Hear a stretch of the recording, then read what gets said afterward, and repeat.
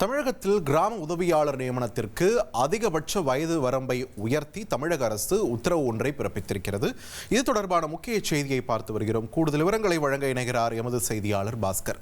பாஸ்கர், வணக்கம். இந்த கிராம உதவியாளர் நியமனத்தில் முன்பு இருந்த வயது வரம்பு என்ன, இப்பொழுது எந்த அளவுக்கு உயர்த்தப்பட்டிருக்கிறது? விரிவா பதிவு பண்ணுங்க.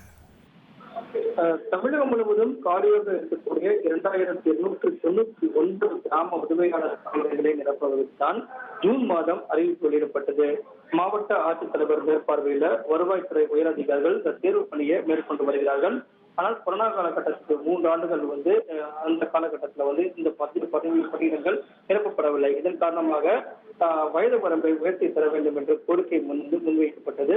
அந்த கோரிக்கை என்பது ஏற்றுக்கொள்ளப்பட்டிருக்கிறது. அந்த வகையில் தான் பொதுப்பிரிவினருக்கு 30, அதே நேரத்தில் இனப்பிரிவினருக்கு 35 வரம்பு என்பது அறிவிக்கப்பட்டது. ஆனால் தொடர்ந்து வலியுறுத்தப்பட்டதன் அடிப்படையில் இந்த வயது வரம்பு என்பது மாற்றியமைக்கப்பட்டிருக்கிறது. பொதுப்பிரிவினருக்கு 32, பிசி, எம்பிசி என குறிப்பிடக்கூடிய பிரிவினருக்கு 39 என்ற அடிப்படையிலும், எஸ்சி, எஸ்டி மற்றும் ஆதரவற்ற விதவைகள் அவர்களுக்கான வயது வரம்பு என்பது 42 என்ற அடிப்படையிலும் வயது வரம்பை வருவாய்த்துறை செயலாளருடைய உத்தரவாக இருக்கிறது. அந்த வகையில் தான் இந்த உத்தரவு என்பது பிறப்பிக்கப்பட்டிருக்கிறது. நன்றி பாஸ்கர், உங்கள் விரிவான தகவல்களுக்கு. உங்கள் தந்திவன் தொலைக்காட்சியில் தெனாலிராமன் தினமும் மாலை 6 மணிக்கு காணத் தவறாதீர்கள்.